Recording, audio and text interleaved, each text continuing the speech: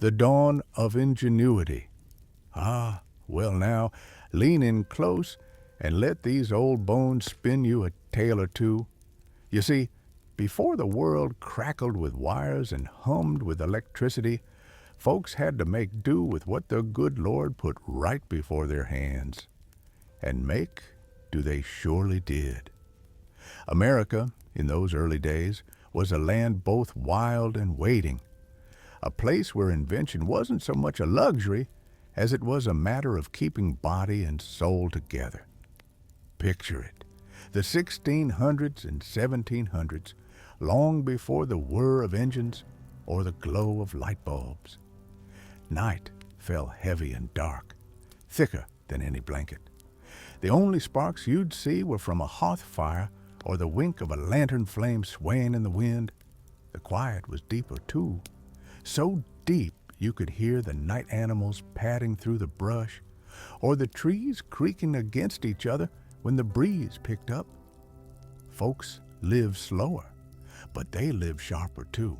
Every task, cooking, farming, mending, demanded a clever hand and a patient mind.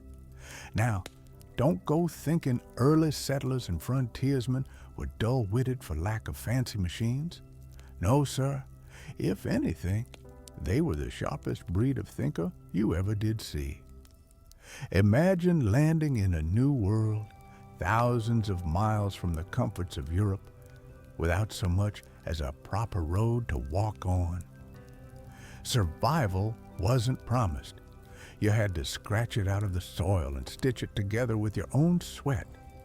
And yet, it was here, in these rugged woods and sprawling fields, that some of the finest bits of practical ingenuity began to bloom. Take farming, for instance.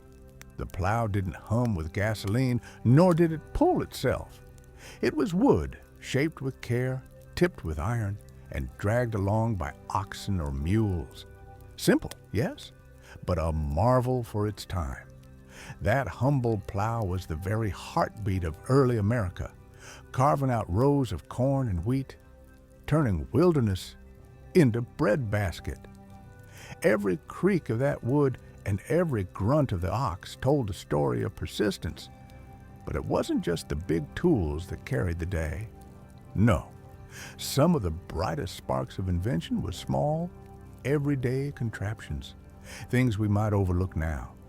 The spinning wheel, for example, clacked and hummed in many a cabin corner. By its turning, thread was born from flax and wool, ready to be woven into cloth.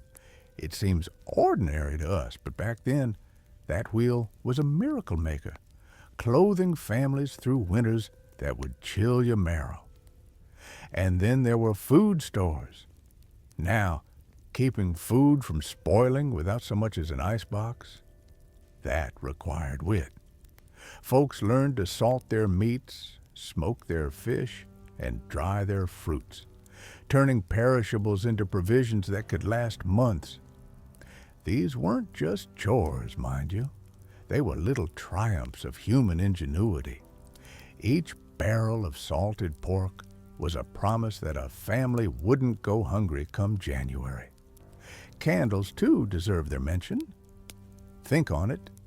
Before the light switch, a simple taper of tallow or beeswax was the sun brought indoors. Children bent over their hornbooks by that faint flame, mothers stitched by it, and weary fathers planned the next day's labors.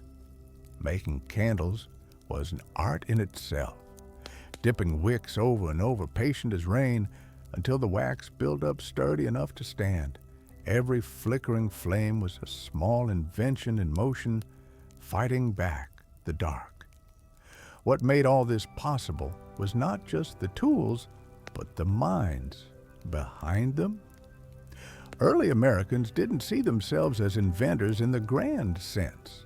They weren't chasing patents or dreaming of fame. No, they were problem solvers, plain and simple.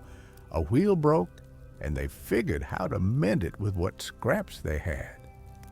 A roof leaked, and they found a way to patch it with bark, pitch, or thatch. Necessity was the forge, and imagination the hammer.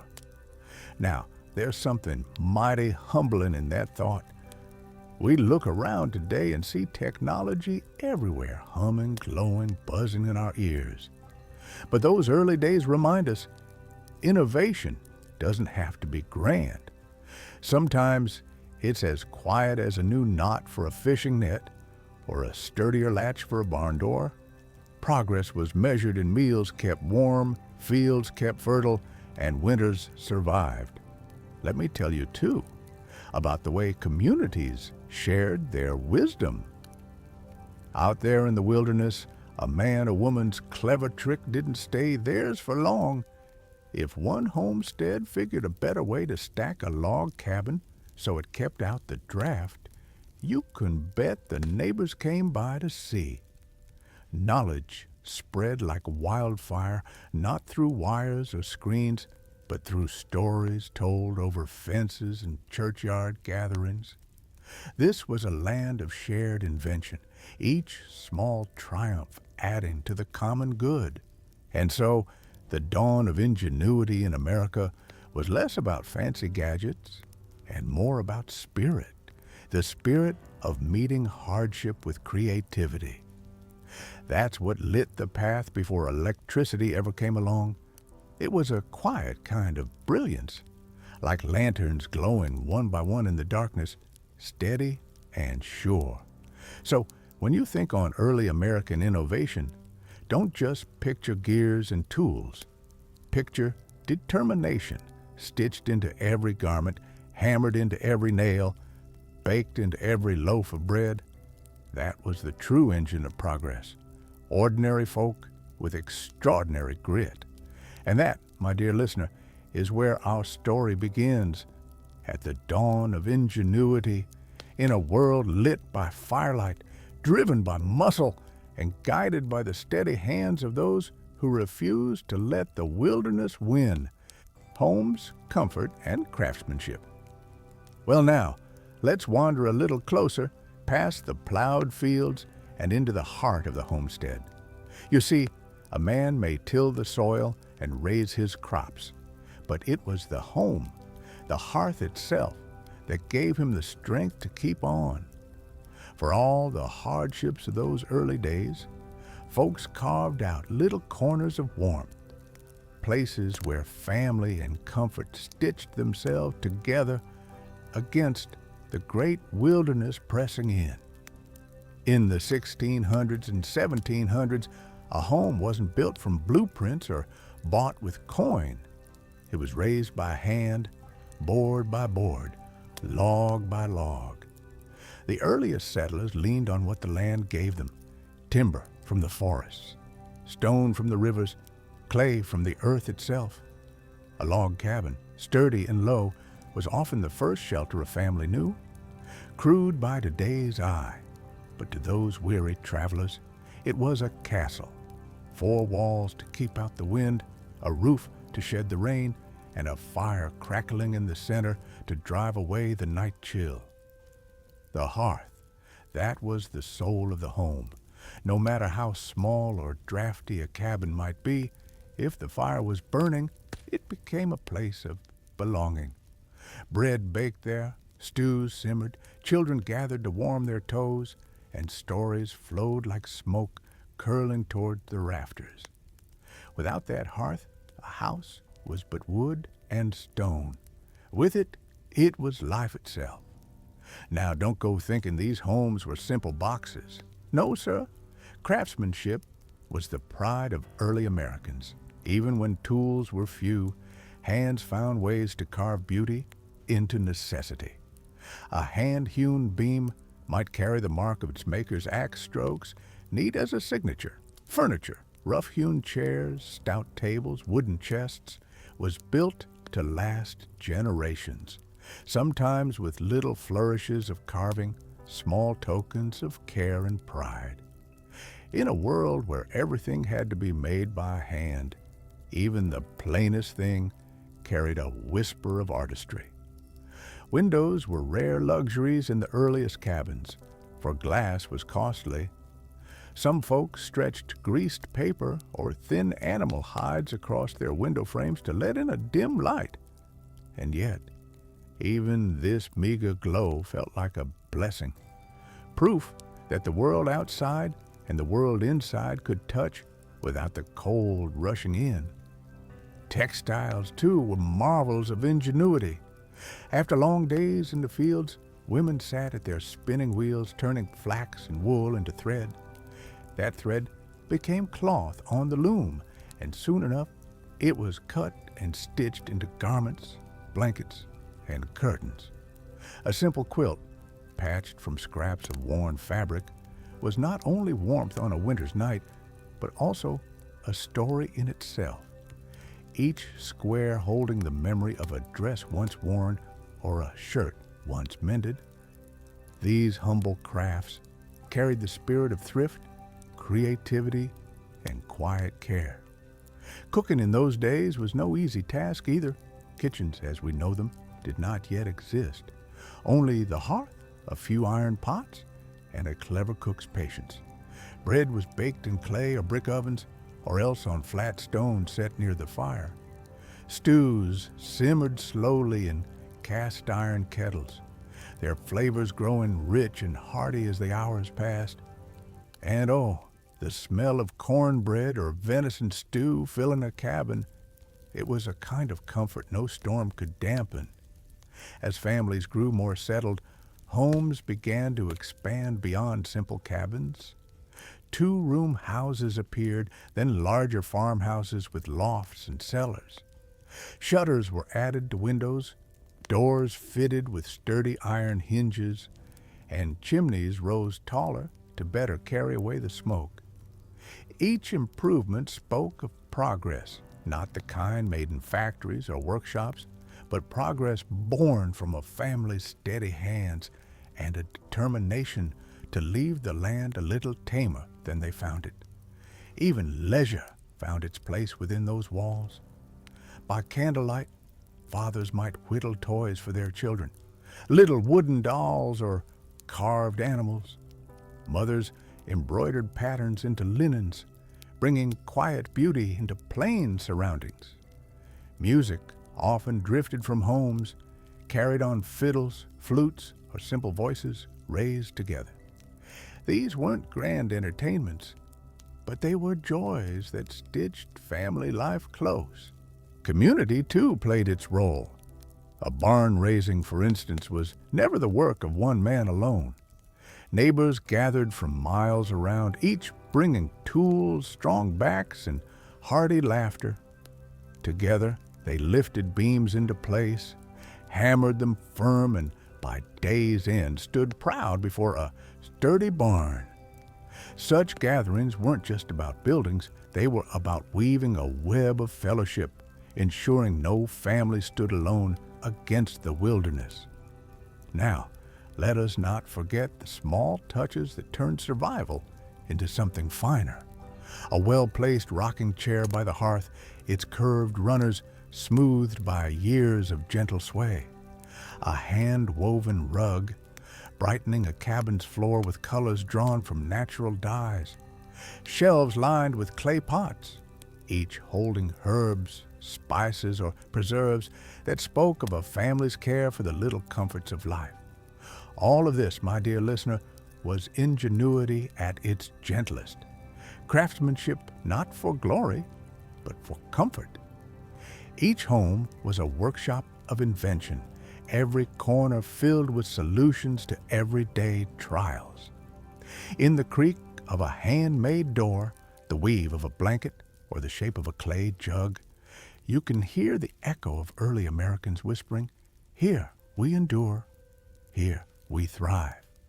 And so homes in that era were more than shelter. They were living testaments to human resourcefulness, sanctuaries of warmth in a land that often seemed cold and unyielding. Within their walls, families found comfort, and through the hands that shaped them, America found a new kind of craftsmanship, one built on patience, grit, and love. That, my boy, is how four rough-hewn walls became not just a house, but a home. and how craftsmanship, humble as it was, gave early Americans a little corner of beauty in a world yet untamed. Community and communication. Now, my boy, we've talked about homes and hearths, about the comfort a family could carve out of rough timber and hard soil. But let me tell you, no family stood alone for long in those early days.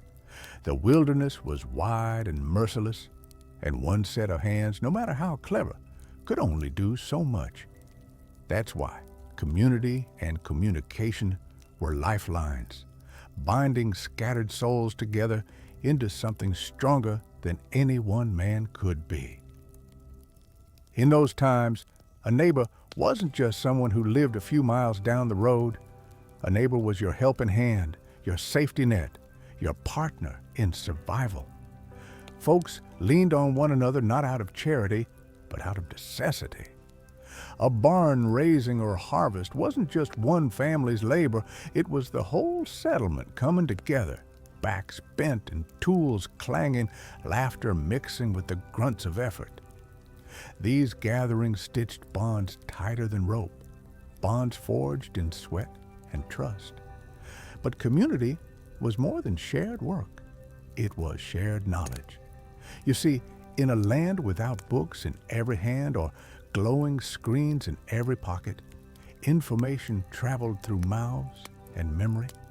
At church on Sunday, at the trading post, or over a neighbor's fence, folks exchanged more than pleasantries. They traded recipes for preserving food, tips for mending tools, remedies for illness, and news of the wider world. A whispered warning about an early frost or a tale of new settlers moving in could be as valuable as gold. And then there was the written word. Printing presses, those slow and stubborn machines by today's measure, were the engines of information in colonial America. Each sheet of paper that rolled off those presses carried weight. Sermons, proclamations, almanacs, newspapers. Benjamin Franklin himself, with his Poor Richard's Almanac, put wisdom, wit, and weather charts into the hands of everyday folk.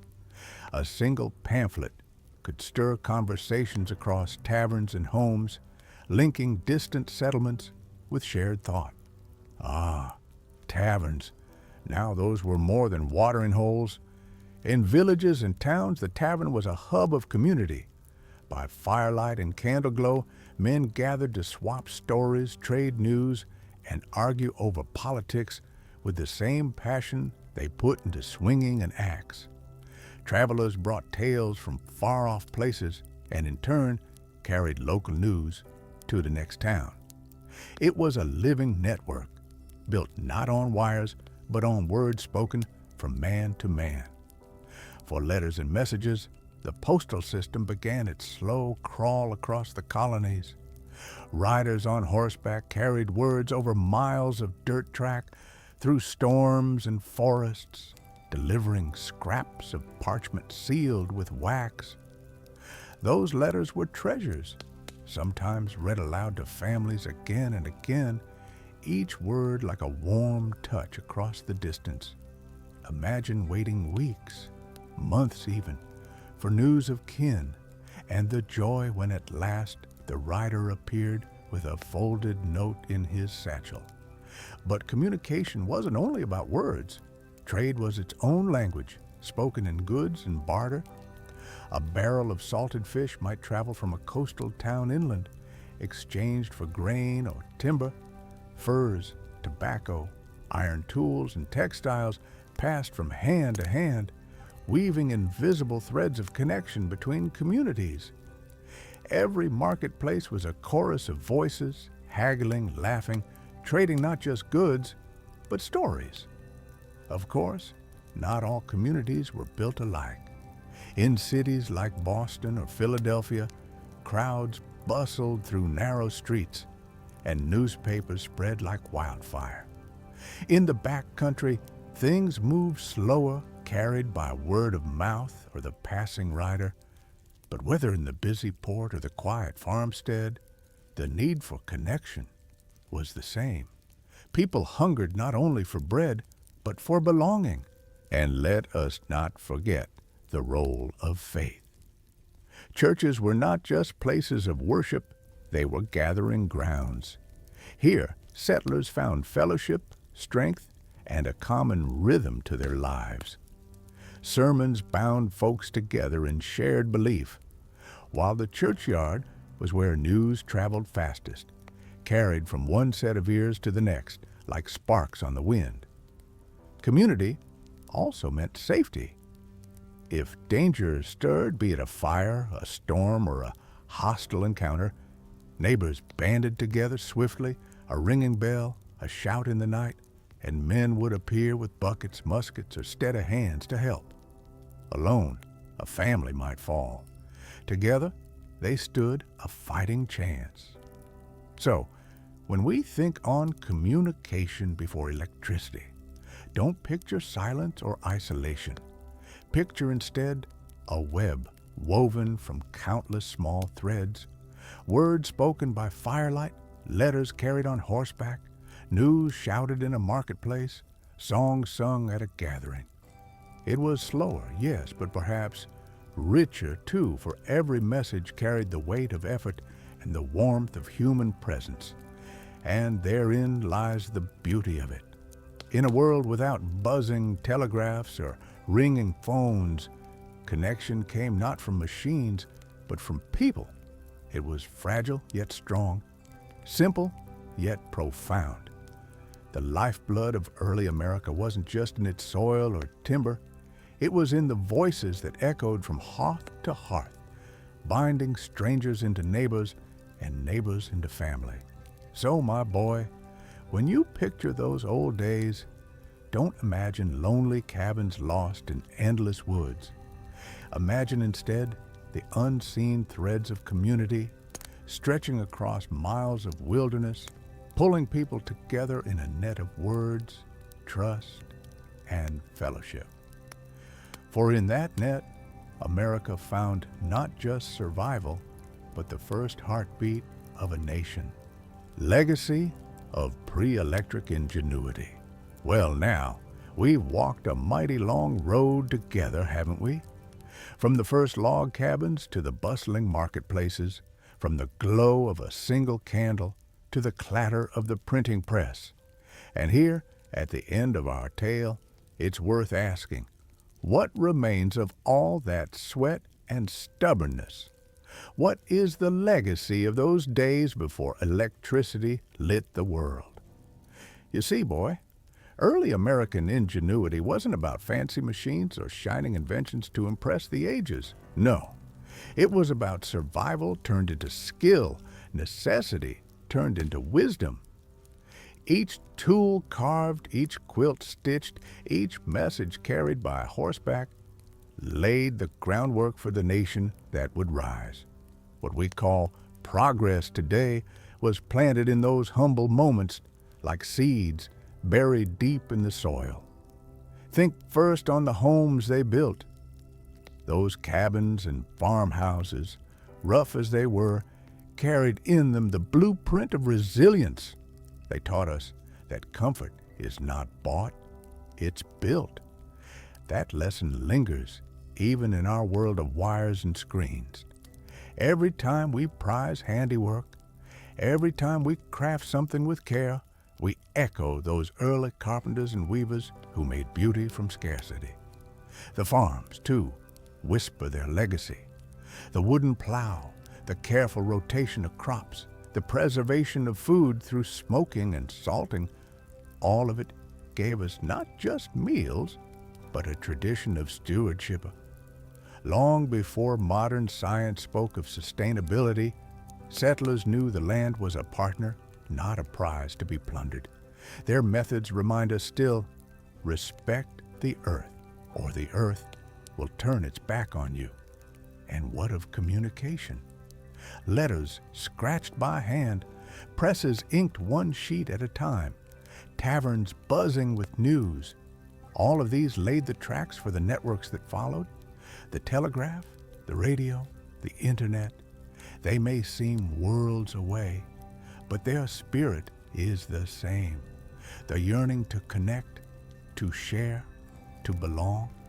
Without the riders on horseback, without the pamphleteers, without the neighbors talking over fences, we might never have learned the value of a message carried faithfully from one soul to another.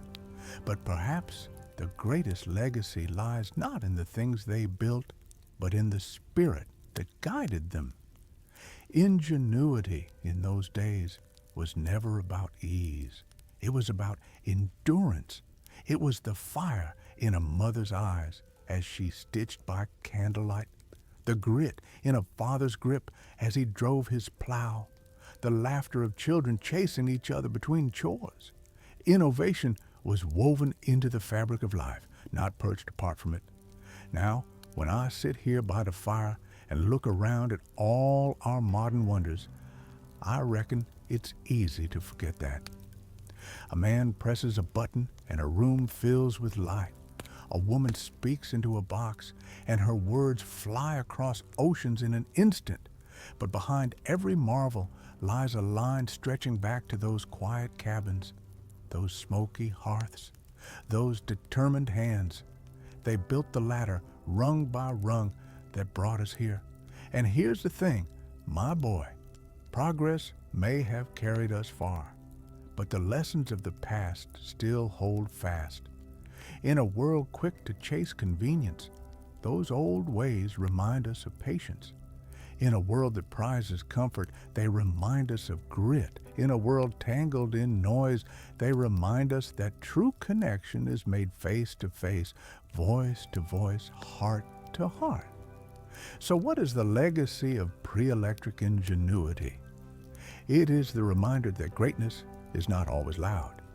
Sometimes it is quiet as a candle flame, steady as a plow, pulled through the soil, humble as neighbors raising a barn together.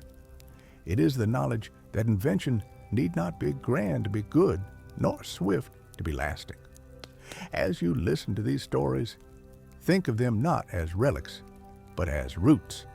For a tree cannot stand tall without roots sunk deep into the earth. And America, this sprawling, restless, inventive nation, was rooted first in the small, enduring genius of its earliest people. So, lad, when next you switch on a light or send a message across the air, pause a moment. Tip your hat to those who came before, who lit their nights with tallow candles, who carved their comforts out of timber and stone, who spoke their truths with ink and voice. Their legacy lives not just in history books, but in the very shape of the life we live today. And maybe, just maybe, when times turn hard again, as they always do, we'll find ourselves reaching back to their wisdom, remembering that human hands and human hearts together can light up even the darkest night. That, my boy, is the gift they've left us. Not just survival, but the spirit to make a life worth living even when the world gives you nothing but wood, stone, and fire. And that spirit, long before electricity, was the true spark that lit America's path.